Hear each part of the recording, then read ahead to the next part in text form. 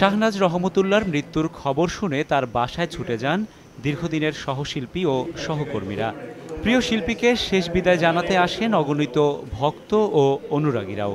রাজধানীর বারিধারায় জনপ্রিয় এই শিল্পীর বাসভবন পার্ক সেরিনাতে নেমে আসে শোকের ছায়া।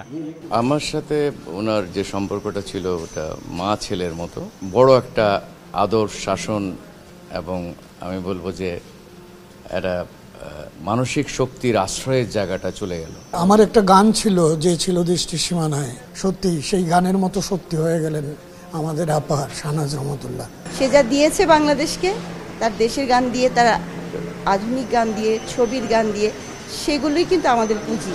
তার মতো এমন মধু কণ্ঠ খুব কমই দেখা যায়। 50 বছরের সঙ্গীত জীবনে কালজয়ী নানা গান উপহার দিয়েছেন শাহনাজ।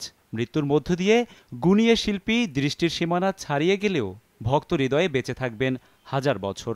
এত দরদ দিয়ে গান, তোমার আগুনে পোড়ানো, আরো কত গান, আমার মনে হয় আর কেউ গাইতে পারবেন না। আমাদের এমন কোনো শিল্পী পাবেন না যে ওনার গান পছন্দ করেন না, ওনার ফ্যান না, ওনার ফলোয়ার না। ভক্ত সাধারণের কাছে শিল্পীর জন্য মাগফিরাত কামনা করেন স্বজনেরা। জানান শেষ জীবনে একটি সুফি অ্যালবাম প্রকাশের ইচ্ছা ছিল তার।